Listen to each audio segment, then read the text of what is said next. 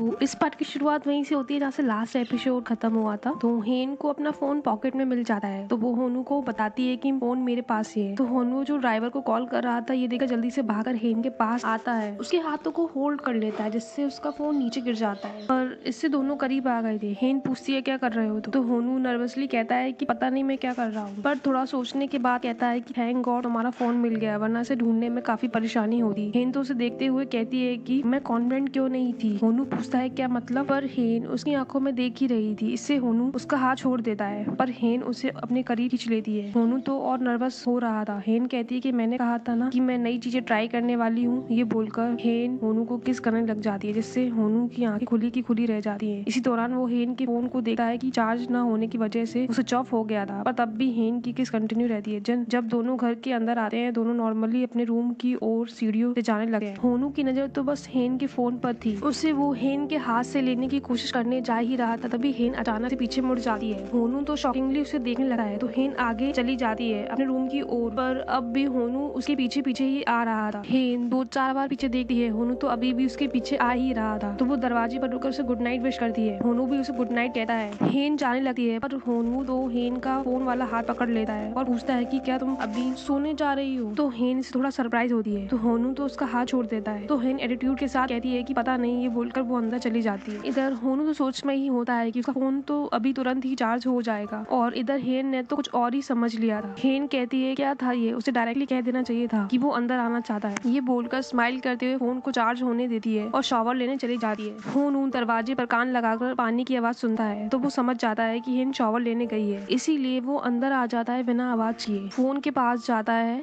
इस बीच उसे एक बार लगा कि हेन बाहर आ रही है, इसीलिए वो अंदर आ जाता है बिना आवाज किए। फोन के पास जाता है, उसे ऑन करता है। वहीं डर भी लग रहा था कि कहीं हेन बाहर आ गई तो। फोन ऑन तो हो जाता है, लेकिन पासवर्ड डालना था, तो सोचने लगता है कि पासवर्ड क्या हो सकता है। हेन का बर्थडे, हेन का डिपार्टमेंटल स्टोर का ओपनिंग डेट, मेरा बर्थडे या हमारी वेडिंग एनिवर्सरी। लेकिन ये चारों ऑप्शन ही गलत निकलते हैं, जिसकी वजह से अब 30 सेकंड उसे रुकना पड़ेगा। तो वो घबराते हुए 30 सेकंड पूरे होने का वेट कर रहा था। इस बीच उसे एक बार लगा कि हेन बाहर आ रही है, इसलिए वो भागने के लिए तैयार था। फिर से उसे शावर की आवाज आती है, इसलिए वो वापस आता है और बहुत ज्यादा सोचने के बाद वो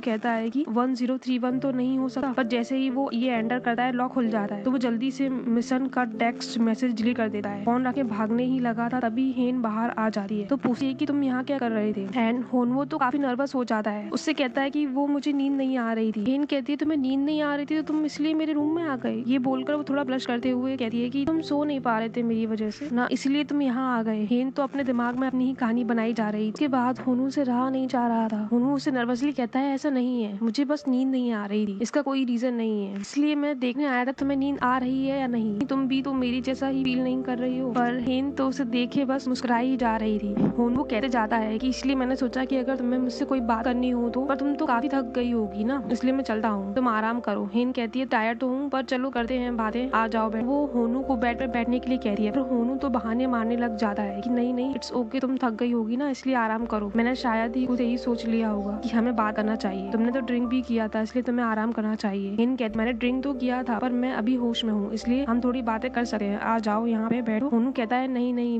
बैठने की जरूरत नहीं है, आई एम सॉरी तुम्हें परेशान करने के लिए, तुम्हें तो कल बहुत सारा काम भी करना है, इसलिए आराम से सो जाओ, गुड नाइट, स्वीट ड्रीम्स कहकर भाग जाता है। वहीं इधर हेन तो ये सोचकर बहुत खुश हो रही थी कि इससे मेरी कितनी ज्यादा फिक्र है। पर होनू फाइनली बाहर आकर चैन की सांस लेता है और अपने रूम में जाता है, और वो हेन के फोन के पासवर्ड के बारे में ही सोचने लगा है। इसे फ्लैशबैक शुरू होता है 3 साल पहले का। शादी के कुछ महीने बाद हेन और होनू डॉक्टर के पास गए थे, जहाँ उन्हें पता चलता है कि हेन की 4 हफ्ते प्रेग्नेंट है। उन दोनों को बहुत ज्यादा खुश होते हैं। होनू तो बहुत ही ज्यादा एक्साइटेड था। वो डॉक्टर से पूछा है कि हमारा बेबी कब आएगा, तो डॉक्टर ने बताया था कि ड्यू डेट अक्टूबर 31 को है, यानी कि 1031। इसका हेन ने अपने फोन का पासवर्ड रखा था। होनू की खुशी का तो कोई खाना ही नहीं था।